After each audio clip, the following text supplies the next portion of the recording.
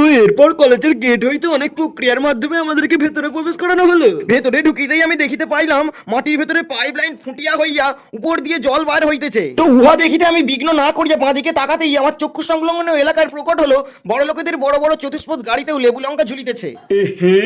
তো এরপর মা বাপের সাথে গুটি গুটি পায়ে ভেতরে চলে গেলাম। ভেতরে ঢুকতেই আমাদের তিনজনকে ভিজিটিং কার্ডের একটা মালা পরিয়ে সম্বর্ধনা জানানো হলো।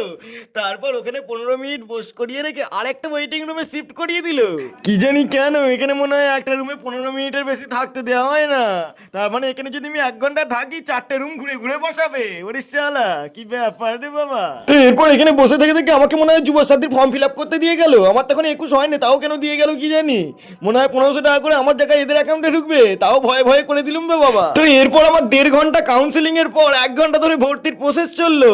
তো এরপর সুস্মিতা ম্যামের কাছে সব প্রসেস কমপ্লিট করে প্রিয়াঙ্কা ম্যামের সাথে বেরিয়ে পড়লাম কলেজ ঘুরে দেখার জন্য। তো সবার প্রথমেই ঢুকে পড়েছি আমাদের ইংলিশ ক্লাসরুমে। এখানেই আমাদের মতো মুখ্যদের একদম কড়াই গন্ডায় গোড়া থেকে ইংলিশ শেখানো হবে।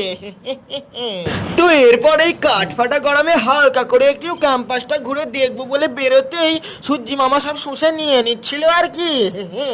তাই বেশি পাকামো না করে একটু দেখেই সোজা চলে গেলাম ভবনে, মানে সত্যজিৎ ভবনে আর কি।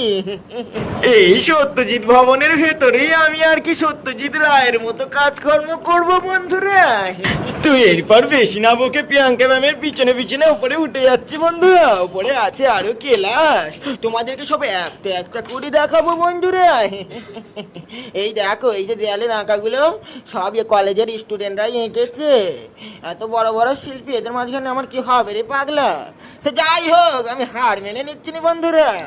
এই যে এইটা হলো অ্যানিমেশন রুম, এর ভেতরেই হবে সব অ্যানিমেশন তৈরি। টিভিতে যে তোমরা কার্টুন দেখো এই এখান থেকেই বানানো হয় আর কি, মানে অ্যানিমেটররাই বানায় আর কি, এরকম অ্যানিমেশন শিখে। এইটা হলো আর কি সিনেমাটোগ্রাফি রুম বন্ধুরা। এর ভেতরে ভিডিওগ্রাফি, ফটোগ্রাফি, সিনেমাটোগ্রাফি শেখানো হয় আর কি।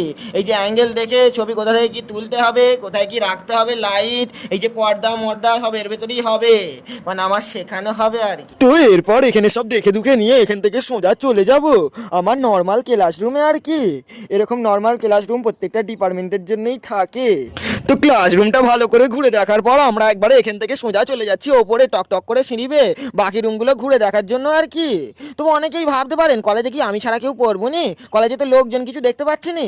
হ্যাঁ বন্ধুরা, কলেজে অনেকে পড়ে, কিন্তু আজকে আমি এসেছি ছুটির দিনে আর কি, ওই জন্য আর কি স্যার ম্যাম ছাড়া আর কাউকেই দেখতে পাচ্ছেন না। তো এখান থেকে টকটক করে ওপরে উঠে গিয়ে সোজা চলে যাচ্ছে অডিও ভিজুয়াল রুমে, কিন্তু ভেতরে 3খানা স্যার ছিল তাই ভেতরে ভিডিও করতে পারিনি, যদি কলেজ থেকে বার করে দেয় ওই জন্য। আর